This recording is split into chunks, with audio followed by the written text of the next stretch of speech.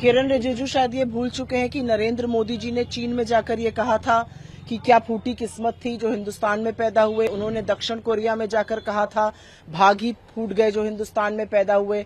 उन्होंने ब्रिटेन में जाकर हमारे डॉक्टरों की इतनी फजीहत करी थी। नरेंद्र मोदी ने, चाहे वो अमेरिका हो, ब्रिटेन हो, कोलंबिया हो, दक्षिण कोरिया हो, जर्मनी हो, चीन हो, हर जगह जाकर उन्होंने देश का अपमान किया है और इस बात को वो नकार नहीं सकते। कांग्रेस ने इस देश की आजादी के लिए शहादत दी है। इस देश को एक रखने के लिए इंदिरा जी ने अपने प्राणों का बलिदान दिया है, राजीव जी ने अपने प्राणों की आहुति दी है। इस देश में सद्भाव और सौहार्द जब तक बना रहेगा ये देश एक रहेगा, लेकिन ये बात न आरएसएस समझ सकती है और न बीजेपी समझ सकती है। किरण रिजिजू शायद ये भूल चुके हैं कि नरेंद्र मोदी जी ने चीन में जाकर ये कहा था कि क्या फूटी किस्मत थी जो हिंदुस्तान में पैदा हुए। उन्होंने दक्षिण कोरिया में जाकर कहा था भाग ही फूट गए जो हिंदुस्तान में पैदा हुए।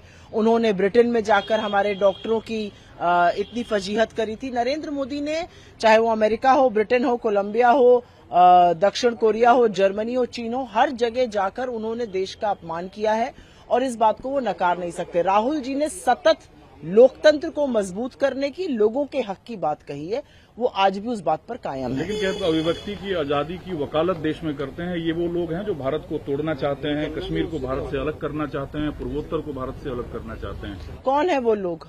कांग्रेस ने इस देश की आजादी के लिए शहादत दी है। इस देश को एक रखने के लिए इंदिरा जी ने अपने प्राणों का बलिदान दिया है, राजीव जी ने अपने प्राणों की आहुति दी है। किस मुंह से ये लोग बोलते हैं?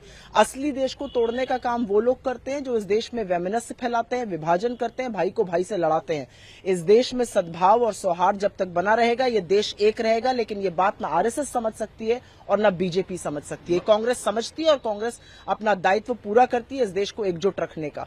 राहुल गांधी ने इस देश को एक रखने के लिए कन्याकुमारी से कश्मीर और मणिपुर से मुंबई तक की यात्रा करी। कोई एक बीजेपी का नेता है जिसने अपनी छोटी उंगली का नाखून काटा उस देश को एक रखने के लिए?